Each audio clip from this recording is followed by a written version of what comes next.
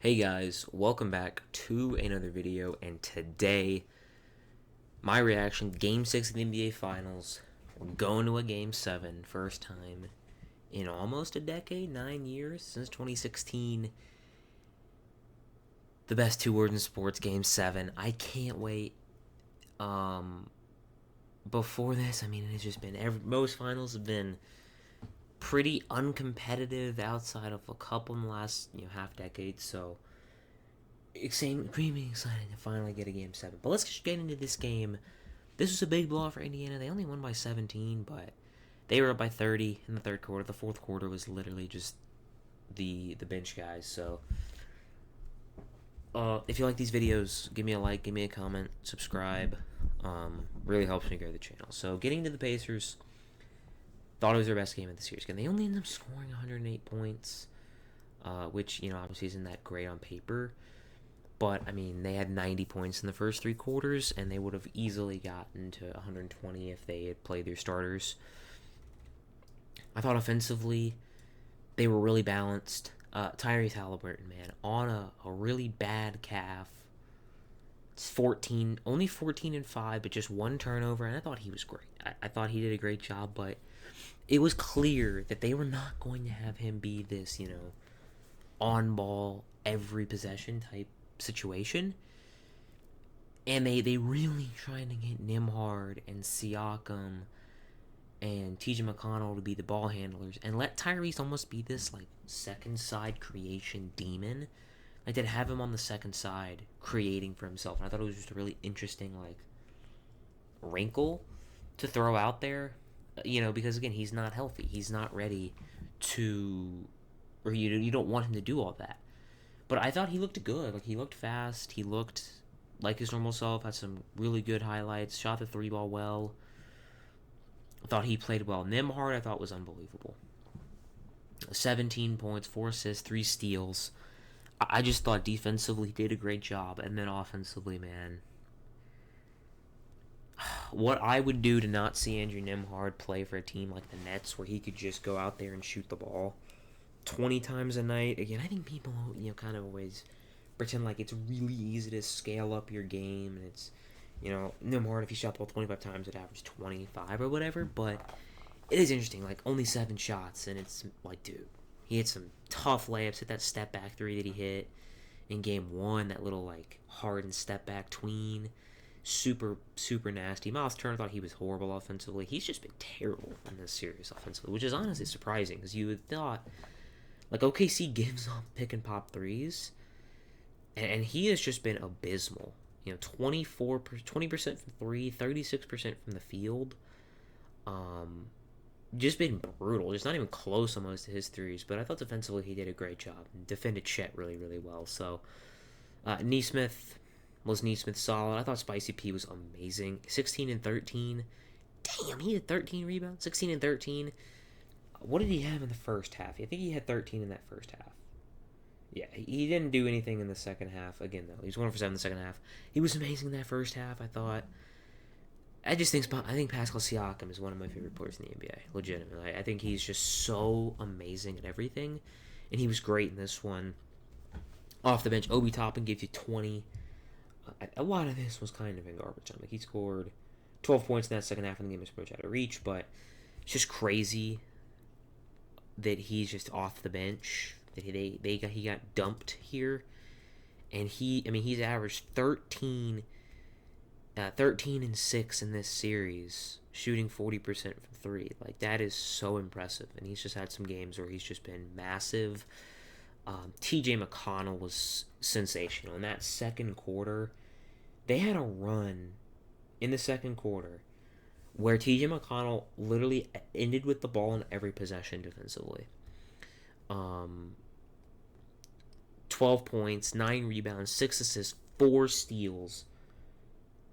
Just unbelievable. In that second quarter, he had 8 points, 4 rebounds, 1 assist, 1 steal.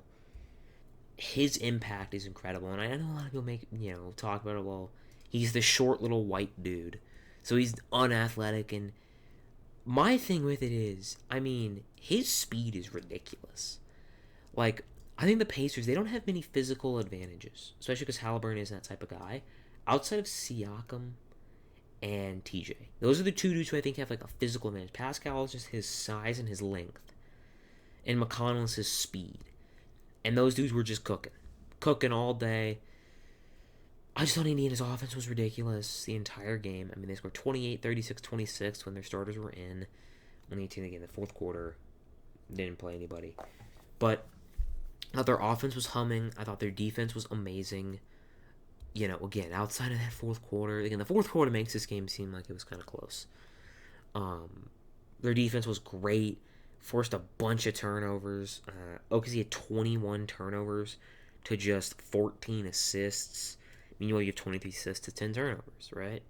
16 steals. I mean, TJ with 4, Nembhard with 3, Halliburton with 2, Turner with 2 blocks. Like, they were so active defensively. And schematically, they didn't pick up 94 feet. They were kind of playing a little bit more traditional. And it's just kind of the interesting chess match of these series where they almost go, like, circular.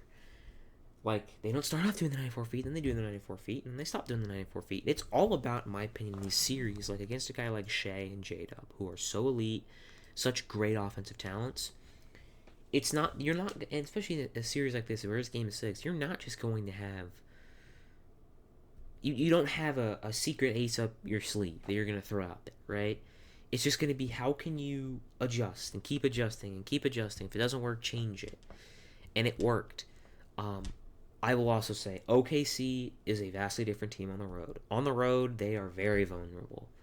And it seems that specifically their offense and their defense, but specifically their offense, in my opinion, can just get really icky on the road. And I don't know why, but it just does. So, great game for the Pacers on both ends. They thought they were sensational. For OKC, this was a pathetic excuse for a game, in my opinion. To be down 30 is, in my opinion, embarrassing in the NBA Finals. Down 31 in the fourth quarter. They just got obliterated. I mean, it wasn't close. J-Dub was a minus 40 in this game. Caruso a minus 33. Really just goes to show how brutal of a beatdown this was.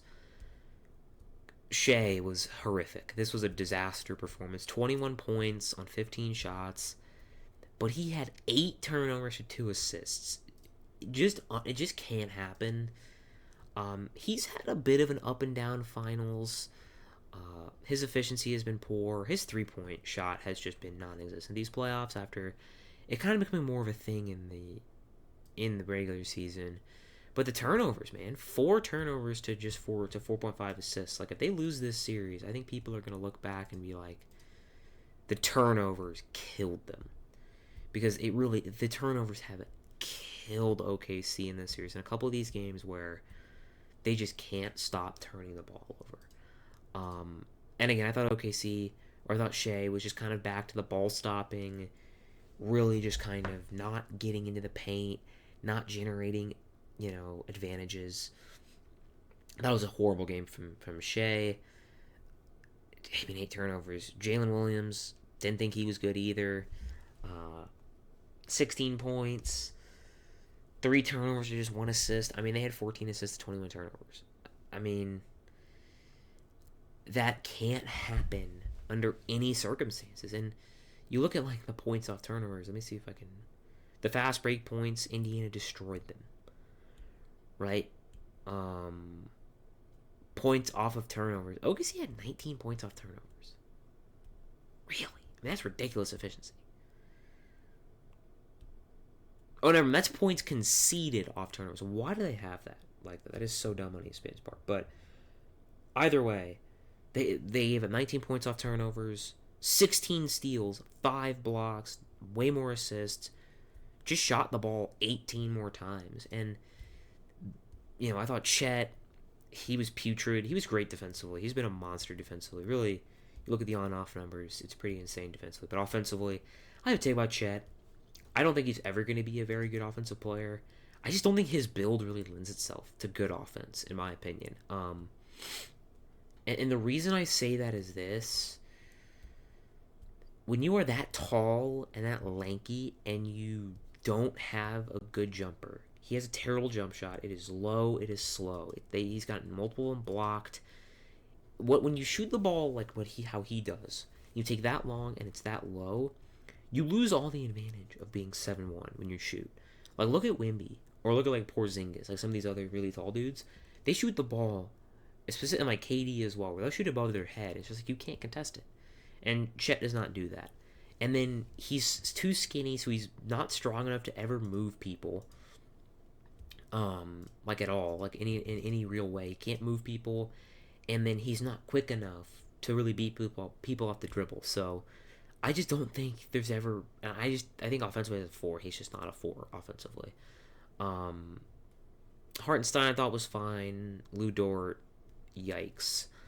And then their bench was terrible. I mean, Isaiah Joe had 11 in the fourth quarter pretty much. Outside of that, like you take away Jalen Williams, Dylan Jones, Ousmane Jing, Isaiah Joe, Kenrich Williams, their real bench, which is Aaron Wiggins, Casey Wallace, and Caruso, combined for 7 points. I mean, I don't know what to say. I mean, they got to the line. This was just a horrible performance from OKC on both ends. I thought defensively, their effort and their force was non-existent. They just kind of got effort mogged, honestly.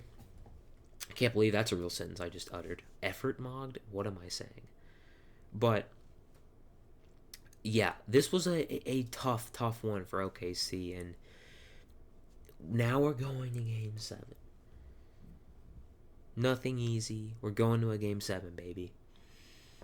Before this series, I predicted OKC in 6. I thought that Indiana provided enough matchup issues to where they would be able to steal 2 games. And I thought a lot of people who acted like this was just going to be a very uncompetitive blowout series weren't really paying attention to Indiana enough. And they were putting too much faith into OKC. I still didn't think that this would be going to a Game 7. Where I honestly, I don't know who I think's going to win. I thought, I'm going to think it's going to be OKC because they've just been so unbeatable at home. They've been untouchable at home. But, and like, I understand these people are going to act like, what can you really take from this game? Because OKC didn't try. And it's like, okay, but that's not good. You don't ever want to just give up a game like this. Right? Even if they lost tonight, but it was like, hey, Halliburton had to play 40 minutes. Right? Halliburton had to get 38 minutes, and his calf is done. Instead, he played 23 minutes, and swear to God, half of those he wasn't even really trying. Like, he played 23 minutes. How much did he play in that third quarter? He played 6 minutes in the third quarter. He played 17, like, real high-effort minutes. So he's, still not going to be healthy, but you didn't make him work. You didn't make Indiana really work. They just kind of coasted to an easy win. Now you got to go to a must-win, season on the line. Legacies are on the line because you decided to take a game off in the NBA Finals. And it's different. Like last year, Boston got blown out in Game 4 of the NBA Finals. But they were up 3-0. Like, this series was over. 3-2 is very different than 3-0. Right, 3-0 is, yeah, it's over. Right. No team in NBA history has ever come back down 3-0. Up 3-2, and it's, I don't get the effort thing. So, what do I think both teams can do for a Game 7? For OKC, it's really simple. Let's go through their wins real quick. So, in Game 5, they had 23 assists. Or never mind. They had 24 assists to 11 turnovers. And again, this is basic. 24 assists to 11 turnovers. Now, Game 4 is the outlier. They had 11 assists to 13 turnovers. Again, that's the outlier game. And in their other win, their big win, their kind of dominant win, they had 25 assists to 13 turnovers. So it's a pretty clear correlation. Is it causation? I don't know. But it's a pretty clear correlation. When they get the ball moving, and the ball's popping, and it's swinging around, and the role guys are getting good looks, is when they're winning. They're not going to win when it is just Shea J-Dub ISOs, because it's not efficient basketball. especially when your defense is getting barbecued on the other end. And I think for Indiana, if you can just not turn the ball over, you give yourself a great chance. Because in a pure battle of half court, I think it's pretty much even. It depends on the game, it depends on who's hitting shots. But if I'm Indiana, it's all I want. I'm confident. Honestly, if I'm Indiana, I feel great about a game that comes down to who can make the more shots. I feel great about that. I feel way better about my role players and Neesmith and Nimhard and McConnell and even Mathurin and Obi and everybody to hit shots compared to how I feel that I need Chet to be knocking down threes. I need Dort and these others to just be consistent. If you can prevent the turnovers and not let OKC run, I think that they will win Game 7. That's my prediction. I think if Indiana limits their turnovers, they will be NBA champions. That's how I feel. What they can't let happen, and they gotta win the margins. When they win the margins, they win. I don't think these two teams there is a gap in terms of raw talent. There just is. But what Indiana has over OKC, in my opinion, is their process offensively. There is a coaching gap, in my opinion. And I just think they feel more connected as a team. Right? OKC to me still has a lot of moments where I'm like, are they really ready for it? Now, they could still win Game 7. I'm not saying are they ready for it in like, are they ready to win a title? No. I mean, there are times where their offense just collapses entirely. Like Indiana has had games in the finals where the offense has collapsed, but they turned the ball over 25 times and they couldn't get, and it was just they're getting everything's getting stolen and they can't make passes. Whereas OKC, it's just, I mean, they had a stretch of damn near 7 minutes, I think, where they didn't get a point. So they got to 42 points with a minute 46 left in the second quarter. They didn't get off of 42 points until 6:57. That is damn near 7 minutes without scoring. That's not Indiana doesn't have those problems. Indiana will have stretches where they don't score, but it's like they're turning it over every possession. Like OKC will have stretches of 5-6 minutes where they just don't generate a good look. So I don't have a prediction, honestly. I just don't. Like, maybe 51-49 OKC, like at the slightest of leans. My big swing, though, is this man right here, Tyrese. In their wins this series. So, Game 1, he has 14, 10, and 6. Game 3 is 22, 11, and 9.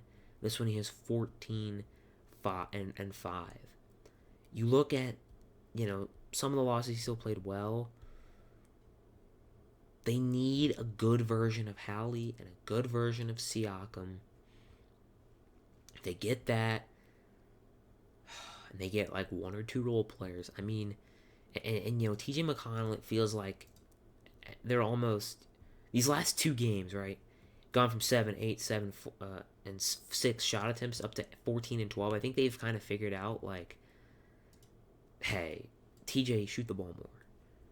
Because again, him and Siakam have those physical advantages in terms of speed, and then Siakam with his length. So, and then for OKC, they got to move the ball, they got to get paint into the paint, right? They got to get paint touches, because when they get paint touches and they get wide open threes, they're great. But when they have to be smart closeout attackers and hit contested, they can't do it. Like Chet can't shoot contested threes; it's gonna get blocked most of the time, right? The double big stuff, I don't have the lineup data in front of me, so I can't tell you if the double big stuff worked in this one. Honestly, I've kind of liked it. It's just tough to